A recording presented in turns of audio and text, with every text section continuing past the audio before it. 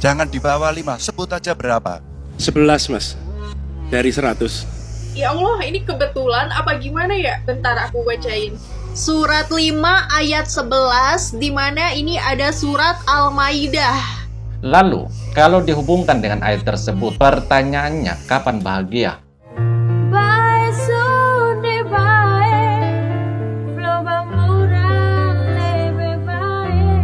Kalau Bapak ketahui datanya salah, tunjukkan di tempat ini sehingga publik bisa mengetahui, bukan dalam pertemuan-pertemuan lain yang tidak jelas dari mana kita bisa menilai akurasinya. Tapi saya ingatkan, Bapak cinta atau tidak dengan negara ini? Masa kita mau buka semua kekurangan kita, semua masalah kita buka di depan umum? Apakah itu pantas? Di negara yang baik, di negara maju, masalah rahasia ada. Pak Prabowo, saya senang sekali Bapak memantik saya, data saya tidak benar. Silakan bantah data saya hari ini, Pak. Dan saya izinkan kalau ada staf mau bantu, silakan berdiri di sebelahnya. Izinkan. Pak, Global Peace Index kita menurut sumber Institute for Economic and Peace kita turun, Pak. Kalau mau di-close up boleh. Silakan. Saya bawakan ini dari rumah. Mari kita bicara data yang benar. Global Militarization Index kita, sumbernya Bonn International Center for Conflict Studies, turun. Semua skornya ada. Kapabilitas militer kita, ini dari Law Institute Asia Power Index, turun. Proporsi anggaran pertahanan kita, sumbernya IISS Military Balance Plus, turun. Pak Prabowo, saya mau bertanya kepada Bapak, termasuk kemudian capaian MEF kita hanya 65,49% dari target 79%. Mengapa terjadi penurunan dan apa solusi? Dilihat dari outfit ketiga capres pada debat kemarin, beta melihat seperti punya filosofi tersendiri. Dan kalau disinkronkan dengan apa yang terjadi pada debat kemarin, maka filosofi itu semakin menguat. Ibaratnya seorang pejabat asing memerintahkan tentaranya untuk menginterogasi putra bangsa agar putra bangsa tersebut membongkar data rahasia milik negara Kesatuan Republik Indonesia. Tapi salutnya, putra bangsa itu sama sekali tidak gentar, tidak peduli dengan konsekuensi yang ada. Mau dianggap tidak mampu menjawab, dianggap tidak menguasai materi, bahkan ditinggal simpatisan pun, beliau tidak peduli dengan semua itu karena beliau lebih mementingkan keselamatan rakyat dan negara. Berbeda dengan yang lain, lebih mengutamakan ambisi politik sampai rela ingin menjual rahasia negara dengan nilai DP 0 rupiah. Jadi debat capres kemarin tanpa disadari telah menjelaskan pada rakyat Indonesia bahwa sebenarnya ada capres yang tulus mencintai negara ini dan ada capres yang tulus mencintai ambisi politiknya. Atau coba kalian simak di sesi kedua tanya jawab. Di situ 02 bilang bahwa data pertahanan yang disampaikan oleh 01 dan 03 itu keliru. Tapi sayangnya 01 bukannya mau belajar dari pengalaman yang sering salah baca data, tapi malam itu beliau menantang 02 untuk menyampaikan data pertahanan pada forum debat capres kemarin. Akhirnya apa yang terjadi? Yang terjadi 02 bilang ke 01, Bapak cinta tidak dengan negara ini? Karena setiap negara punya rahasia negara, lalu apakah mau dipublis? Lucunya lagi, sudah mendengar seperti itu, 03 bukannya paham, malah ngotot untuk buka-bukaan data soal pertahanan negara. Contohnya seperti beliau bertanya soal kapabilitas militer, padahal itu berhubungan dengan rahasia negara. Kenapa beta bilang begitu? Karena untuk menilai kapabilitas militer itu punya indikator.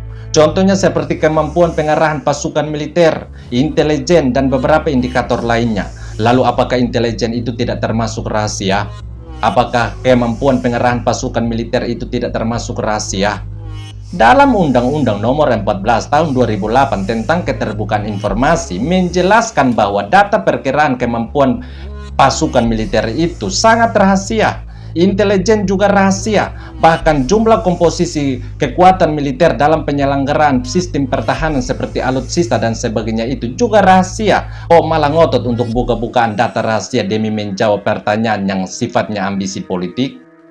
Rapat antara Kemenhan dengan Komisi 1 terkait anggaran saja dilakukan secara tertutup. Kok ini terkait dengan pertahanan negara malah disuruh buka-bukaan pada debat capres yang disimak oleh semua telinga media asing? Malah disuruh untuk buka-bukaan pada debat capres yang disimak oleh semua mata pemimpin dunia. Lalu itukah calon pemimpin yang cinta akan tanah air ini?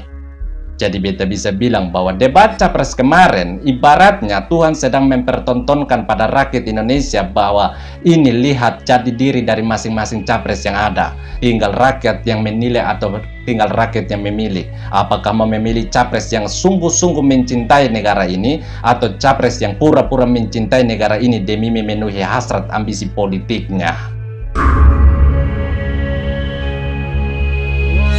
Terkait dengan pertahanan, berapa skor yang Bapak berikan atas kinerja Kementerian Pertahanan yang dipimpin oleh Bapak Prabowo? Silakan Pak Ganjar. 5 juga. Mas Anies gak usah takut. Disebut aja angkanya berapa gitu loh. Kayak saya gitu loh. Jangan di bawah 5, sebut aja berapa. 11 Mas, dari 100.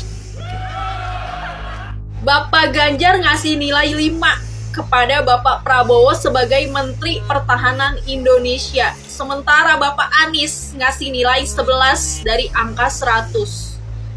Nilai 5 sama nilai 11. Sekarang buka deh di Al-Quran. Surat 5 ayat 11. Ini, ya Allah, ini kebetulan apa gimana ya? Bentar aku bacain. Surat 5 ayat 11, di mana ini ada surat Al-Maidah yang artinya, wahai orang-orang yang beriman, ingatlah nikmat Allah yang diberikan kepadamu. Ketika suatu kaum bermaksud hendak menyerangmu dengan tangannya, lalu Allah menahan tangan mereka dari kamu. Dan bertakwalah kepada Allah, dan hanya kepada Allah lah hendaknya orang-orang beriman itu bertawakal. Ini guys, surat 5 ayat 11, surat Al-Maidah. Ini yang, ya Allah, merinding banget gitu kan, yang dimana pas baca artinya sesuai banget dengan fakta di lapangan, yang dimana Bapak Prabowo ini diserang jor-joran kan di atas panggung, ditonton jutaan mata memandang. Guys, bisa aja kan waktu itu Bapak Prabowo melawan dengan mengomentari kedua paslon tersebut. Tapi apa guys, Bapak Prabowo ini diam. Bahkan sampai geleng-geleng kepala, mungkin gak nyangka banget gitu kan. Debat kemarin Pak Ganjar dan Pak Anies kompak memberikan nilai pada Pak Prabowo. Yang mana Pak Ganjar memberikan nilai 5, Pak Anies memberikan nilai 11. Kemudian banyak yang menghubungkan nilai tersebut dengan salah satu ayat di Al-Quran, tepatnya di surat Al-Maidah 5 ayat 11, tentang Tuhan selalu melindungi orang beriman yang sering diserang. Ada juga yang menghubungkan nilai tersebut dengan salah satu ayat di Injil, tepatnya di Injil Matius 5 ayat 11, tentang ucapan bahagia bagi orang beriman yang sering dicela, sering difitnah.